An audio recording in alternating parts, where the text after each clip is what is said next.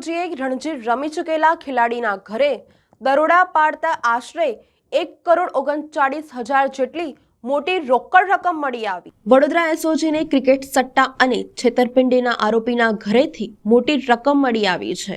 એસઓજીની ટીમે ઋષિ આરોઠેના ઘરે બાતમીના આધારે દરોડા પાડ્યા હતા। તે દરોડા દરમિયાન સ્ટેશન વિસ્તારના ઘરેથી 1,39,00,000 રોકડ મળી આવી હતી।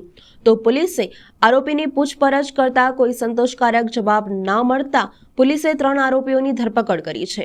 વિક્રાંત રાયપતવાર અને અમિત જડિત બંને મહારાષ્ટ્રના રહેવાસી છે।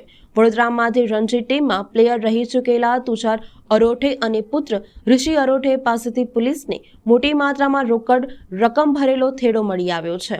તો વડોદરા રણજી પૂર્વ ખેલાડીના ઘરે બેંગ્લોરથી અંગણિયા પેઢી દ્વારા રોકડ રકમનો હવાલો પાડવામાં આવ્યો હતો, પણ આ રોકડ રકમ શા માટે આવી હતી તેનો કોઈ હિસાબ હજુ સુધી સામે આવ્યો નથી। તો સૂત્રો તરફથી મળતી માહિતી મુજબ વાત કરવામાં આવે તો પુત્ર ઋષિ અરોઠે બેંગ્લોરમાં ઇવેન્ટ મેનેજમેન્ટનું કામ કરે છે। તો પિતાની પૂછપરછ કરતા તેમણે પણ કોઈ સંતોષકારક જવાબ આપ્યો નથી। ઋષિ અરોઠે સામે અગાઉ ક્રિકેટ સટ્ટા અને છેતરપિંડીના ગુના નોંધાઈ ચૂક્યા છે।